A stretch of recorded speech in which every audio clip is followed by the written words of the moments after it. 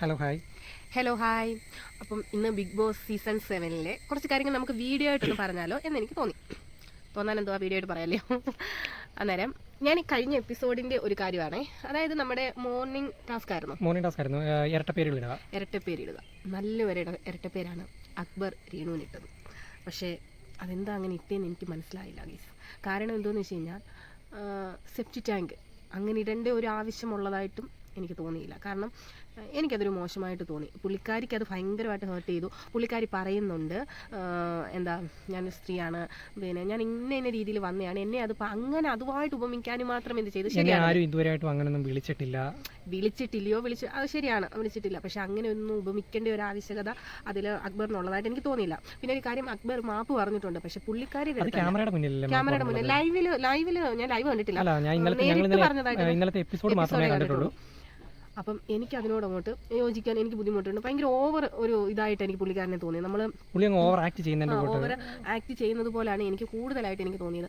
കാരണം പിന്നെ രേണുവിനെ അങ്ങ് ടാർഗറ്റ് ചെയ്യുക. രേണുവിന് വെളിയിൽ കുറച്ച് സപ്പോർട്ടുണ്ട്, അല്ലെങ്കിൽ നമുക്കൊരിതുണ്ട്. അത് വെച്ച് രേണു ഇപ്പോൾ ഇച്ചിരി ഇതായിട്ട് നിൽക്കുകയാണ്. ഒന്ന് വിവാദമായിട്ടായാലും പുള്ളിക്കാരി വീഡിയോ ചെയ്യുന്നതും അങ്ങനെയുള്ള വിവാദങ്ങൾ ഒരു സൈഡിലുണ്ട്. അങ്ങനെ പുള്ളിക്കാരി ഇങ്ങനെ ഇതായിട്ട് നിൽക്കുന്നത് കൊണ്ട് പുള്ളിക്കാരി ഒന്ന് ഇതാക്കണം. പുള്ളിക്കാരി ഒന്നും എന്താ പറയുക, നല്ലതുപോലെ ദേഷ്യമൊക്കെ ഒന്ന് പിടിപ്പിച്ചിട്ട് പുള്ളിക്കാരിയുടെ സ്വഭാവം വെളിയിലോട്ട് കൊടുക്കണമെന്ന് നമുക്ക് പേഴ്സണലി അറിയത്തില്ല. വരുന്ന എപ്പിസോഡിലേ അറിയത്തുള്ളൂ പുള്ളിക്കാരിയുടെ സ്വഭാവങ്ങളും ഒക്കെ. നമുക്ക് വരുന്ന എപ്പിസോഡിൽ അപ്പം നമുക്ക് ഈ പറഞ്ഞാൽ നമുക്ക് തന്നെ മാറ്റി പറയേണ്ടി വരുമായിരിക്കും. അങ്ങനെയുള്ള കാര്യങ്ങൾ വരുമ്പോൾ നമുക്ക് അതും സംസാരിക്കാം. പക്ഷെ ഇപ്പം ഈ ഒരു കാര്യം പറഞ്ഞതിനോട് എനിക്ക് യോജിപ്പില്ല. അപ്പം അക്ബർ അങ്ങനെ വിളിച്ചിട്ടുണ്ടെങ്കിൽ പുള്ളിക്കാരിയോടാണ് ആദ്യമേ പോയി സോറി പറയുന്നത്. പുള്ളിക്കാരിയോട് പറയും. അത് പറഞ്ഞില്ല, അത് വെളിയിൽ പോവും, പ്രശ്നമാവുമെന്ന് വിചാരിച്ചിട്ട് പുള്ളിക്കാരി ക്യാമറയുടെ ഫ്രണ്ടിലാണ് ഇരുന്ന് പ്രേക്ഷകരെ ഒന്ന് ബോധ്യപ്പെടുത്തണം എന്നുള്ള രീതിയായിട്ടാണ് എനിക്ക് തോന്നുന്നത്. എനിക്കും അങ്ങനെയാണ് തോന്നിയത്. അപ്പം നിങ്ങൾക്ക് എന്താ തോന്നിയെന്നുള്ളത് നിങ്ങൾ കമന്റിലൂടെ തന്നെ ഒന്ന് അറിയിക്കുക. ഓരോരുത്തർക്കും ഓരോ രീതിയിലായിരിക്കും ലൈവിൽ ഇനി നേരിട്ട് പോയി പറഞ്ഞോന്നും അറിയത്തില്ല. ഞങ്ങൾ ഇന്നലത്തെ പറഞ്ഞില്ലെന്ന് തോന്നുന്നു. ലൈവ് കണ്ടവരുണ്ടെന്നുണ്ടെങ്കിൽ ഒന്ന് കമന്റ് ഇടുക. അതേപോലെ തന്നെ പിന്നെ എനിക്ക് പറയാനുള്ളതെന്ന് വെച്ച് കഴിഞ്ഞാൽ നമ്മുടെ ശരത്തിലെ അപ്പാനി ശരത്ത് പുള്ളിക്കാരനും നമ്മുടെ എന്താ പറയാ, എനിക്ക് തോന്നുന്നു ഇന്നലെ അക്ബർ തന്നെയാണ് ഷാനവാസ് പുള്ളിക്കാരനോട് പറഞ്ഞത്, എന്താ പറയാ, രുദ്രനായി താങ്കൾ മാറുവാന്നോ.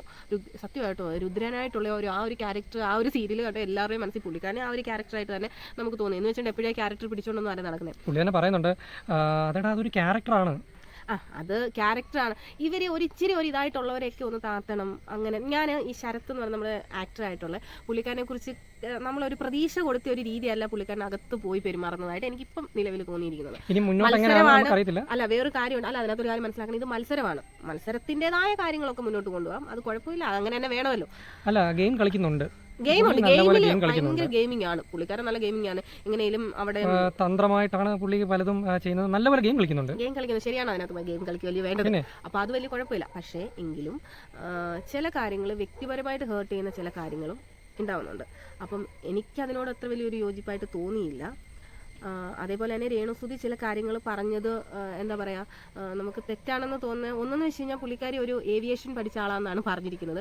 അപ്പം ഏവിയേഷൻ പഠിച്ച ഒരാൾ കഴിഞ്ഞൊരു ലൈവിൽ കാണുന്നുണ്ട്, പുള്ളിക്കാരി വരാൻ നേരത്ത് സീറ്റ് ബെൽറ്റ് ഇടാൻ അറിയില്ല എന്ന്. അപ്പോൾ ആ ഒരു കാര്യത്തിൽ ഇങ്ങനെ കിടപ്പുണ്ട്. കാരണം പുള്ളിക്കാരി ഏവിയേഷൻ പഠിച്ചതാണെന്നും പഠിച്ചതല്ലെന്നും ഏവിയേഷൻ പഠിക്കാൻ പോതേ ഉള്ളെന്നും ഒക്കെയുള്ള ഒരു ഇത് വെളിയിൽ ഇങ്ങനെ ഇത് ചർച്ചകൾ നടക്കുന്നുണ്ട്. ആ കൂട്ടത്തിൽ അതിങ്ങനെ തെളിയിക്കുന്നതിന് തുല്യമാണെന്ന് തോന്നുന്നു പുള്ളിക്കാരിയുടെ ആ ഒരു പറച്ചിലും. അതും നമുക്കൊന്ന് ഇനിയുള്ള എപ്പിസോഡുകളിൽ അതും നമുക്കറിയാം. അപ്പോൾ ഓക്കെ, വീഡിയോയിൽ എന്തെങ്കിലും വിമർശനങ്ങളുണ്ടെങ്കിൽ നിങ്ങൾ കമന്റിലൂടെ അറിയിക്കുക. അപ്പോൾ ഓക്കെ, ബൈ.